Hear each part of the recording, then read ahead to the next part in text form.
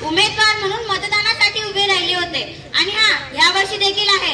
तर तुम्ही सर्वांनी मलाच वोट करा. आणि एक महत्त्वाची गोष्ट, रात्री या पाटलाच्या घरी झकाट जेवणाचा भेद आहे, तर तुम्ही सर्वांनी नक्की या. आणि मलाच वोट करा, मलाच विजय करा. तर चला येते मग. राम राम. जागा हो,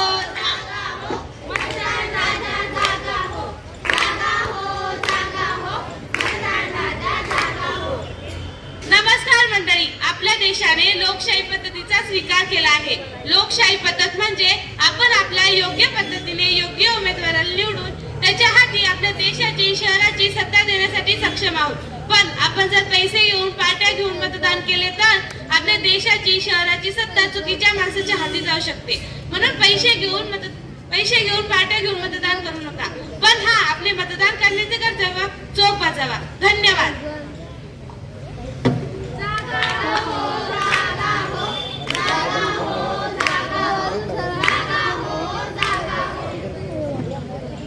ही निवडणूक कधी आहे माहित आहे का तुम्हाला?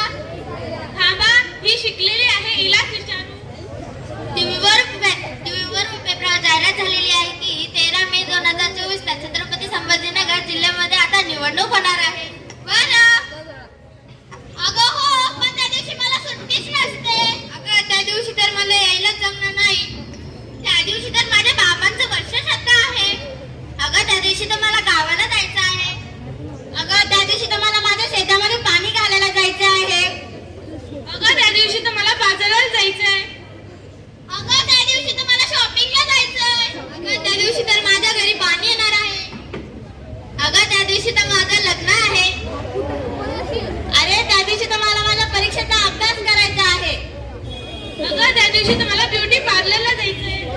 अगं मला त्या दिवशी नातेवाईकाच्या लग्नाला जायचंय.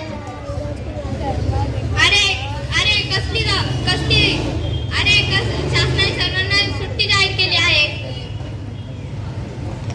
थांबा, तुम्ही कारण देऊ नका. जसं आपल्याला आपलं काम बरोबर आहे तसंच एक मत सुद्धा खूप महत्वाचं आहे. अगं हो, पण मला हे पण माहिती नाही की मतदान कुठे करतात. अगं तुला हे पण माहित नाही का?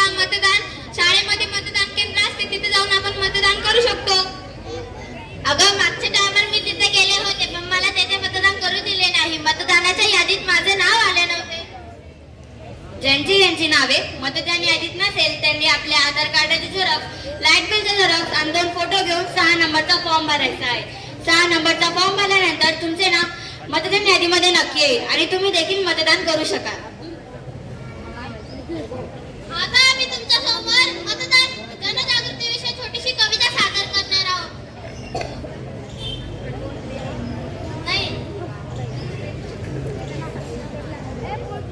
मतदान के दिन घर मत रहना वरना 5 साल पड़ेगा सहना. भैया दीदी चाचा चाची वोट दे के आ जाओगी. सही उम्मीदवार को करे चुनाव, बेईमानी को मत दो वोट. आपके वोट है आपकी ताकत,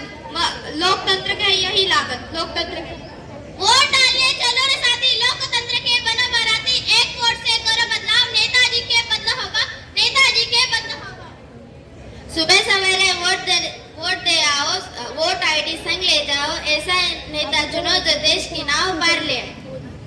लोकतंत्र का आनंद उठाते फिर वोट क्यों नहीं करते हो? आपके वोट से आएगा बदलाव, आपके वोट से आएगा बदलाव, समाज सुधरेगा, कम होगा तनाव, समाज सुधरेगा, कम होगा तनाव। चला तर मतदान करूया, आपले मतदान करण्याचे कर्तव्य चोख बजावूया। 1 2 3 4 मतदानाचा हक्क महान। 1 2 3 4 मतदानाचा हक्क महान।